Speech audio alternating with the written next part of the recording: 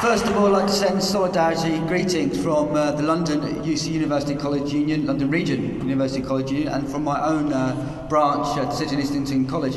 Chair, I'd like to also suggest that perhaps from this conference we make it clear that our pledge our support to the St Paul's occupiers, but more so, that if they dare come down to lay a single finger on these people and refuse to move, we will mobilise to try and stop them doing so. I think that's a pledge of support which we're trying to do as well.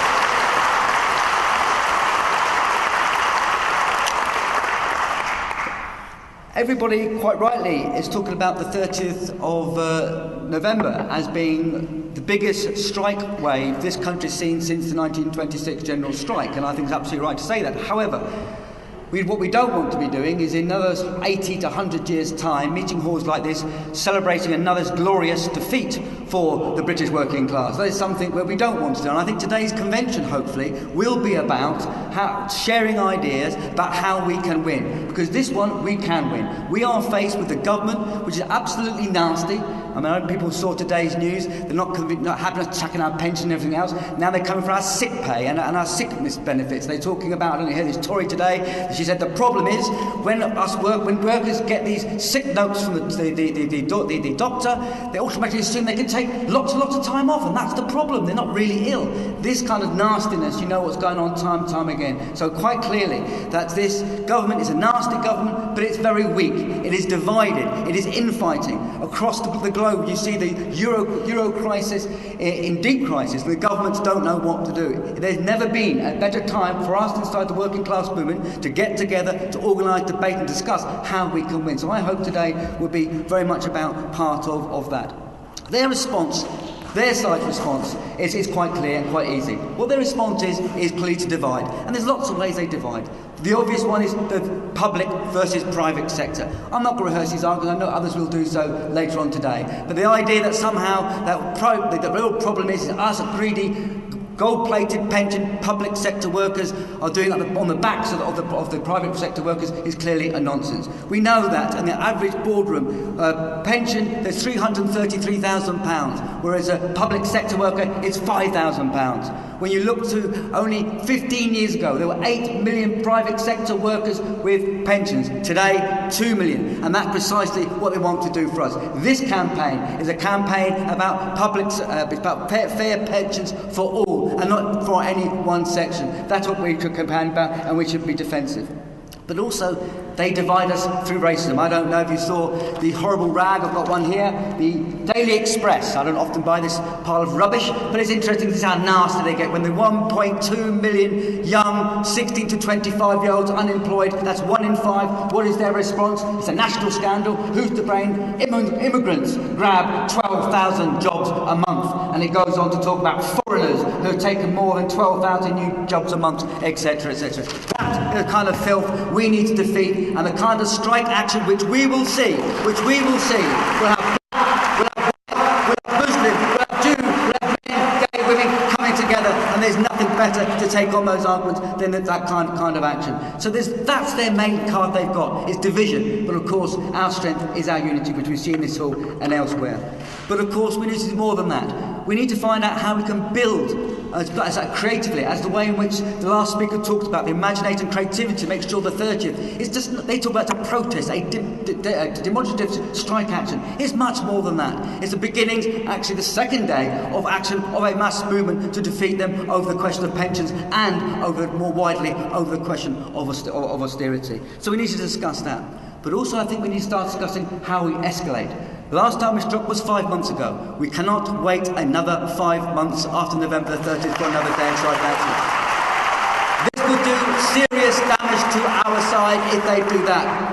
We allow their side to reorganise and lick their wounds from the mess they're in at this moment of time. But also, as important as that, it will send the wrong message to the members who are looking for a lead to fight. If we're not giving an escalation, which starts now, then of course our members will start to think, well, are our leaders serious about this fight? And that can't possibly happen. In my branch, more recently, they voted unanimously to vote for the slogan for stay out, all out and stay out, and to call upon UCU to campaign for that inside the working class movement. Who knows what kind of argument debate we need, but today that needs to be started by escalation, and escalation now. But finally, I'd like to say this. This struggle, as we all know, is not simply about pensions. It's much wider than that. It's about all the attack. It's about the marketisation of everyday life. It's about the rising bullying, the bullying manager inside our workplaces, which leads to stress and illness. It's about the way in which the health service has been privatised. In higher education, there's been a complete attempt to privatise that as well. Where in the sector I work in, further education, the effect of cutting EMA has meant that 60,000 young people have not attended college this year because they can't afford to go. It is all these kinds of battles that we need to try and do. And this is why simply fighting to defend the status quo isn't enough. This is why we have produced this pamphlet. I hope people have seen it, buying a copy. There's plenty of through 10,000 of them, which says there's an alternative. So it's an action plan for the future. Please take these. We need to say to these people who are fighting and attacking us, we're not simply saying what we're against, we're saying what we're for and putting those arguments across. I mean, more recently, my employer, he turned around to me and he said, Sean, do you realise, I work in North London. He said, Sean, do you realise that there are more students coming from Hackney area to City and Islington College than go to Hackney College? And it's like a boast. This was fantastic, and I thought to myself, well, you know, every time I finish teaching a lesson, I do I think a rather good one. My measurement of that is they're not jumping out the window on fire, I suppose, you know. But if I think I'm doing this, I don't have to think that's one in the eye for Hackney. I don't think in these terms. The idea that competition inside the workplace amongst individuals is something which is natural, which is normal, is something which everybody feels the effects of, and it's that which we're organising against. And the heart of that struggle for alternatives must be the question of democracy. When you look to the so-called technocrats, which is a frightening development taking place across Europe, the people who rise above politics, apparently, they're not political. The problem is democracy has got in the way, apparently, of actually solving this crisis. These are the people who gave us the trickle-down effect. The idea that you cut the taxes and everybody else will actually feel much wealthier by the money stripping down to us. It is their strategy. They're the architects of what's made this crisis worse, which has put these bankers in the situation which they have done so. So the idea that somehow we can put aside democracy, it is not. We've got to come together on the 30th of November where we can say we are democracy, we need to control our own lives, take back control of our lives from the very people who have started to attack us. So the final word goes to this, it seems to me. I mean, I was, again, my students, I was teaching them the other day and I started with them and I said, well, look, do you realise you are the first generation since the Second World War that are going to be poorer than their parents?